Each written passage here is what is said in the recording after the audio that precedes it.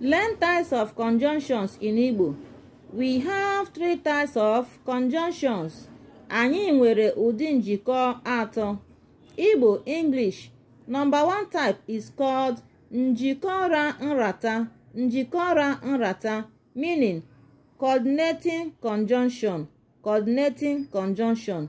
Here, the conjunction, they are what? Equal. They are equal.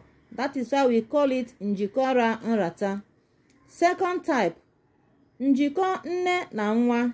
Njikọ nne na nwa. Here they are not equal. That is mother and child. They are not equal. We call it in English subordinating conjunction. Number 3 types of conjunction. In Igbo, you call it njikọ na-eso ibe.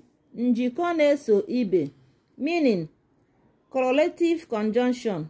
Correlative conjunction. Here, njikọ na-eso ibe simply means they are following each other. They are following each other. Now, let us use njikọ nrarata. Let's see their examples. That is coordinating conjunction. Examples of coordinating conjunction. Igbo English. Number 1, n'ihi. N'ihi or maka. Maka. In a sentence, you can use n'ihi or maka. They are just the same thing. It means in English for. For. Example number 2 under coordinating conjunction. Ma. Ma or na. Either you use na or you use ma. But in short sentence, you use na. In longer sentences, you use ma. In short one, you use na. Ma or na. They are just the same thing. You call them in English and. And. The third example under coordinating conjunction. Nke. Nke. Nke. You can see that you may add another word. Nke obu. Nke obu or nke ahụ. That is why we put this dot. Nke. Maybe nke ahụ or nke obu, depending on the usage. Nke in English, it means no. No.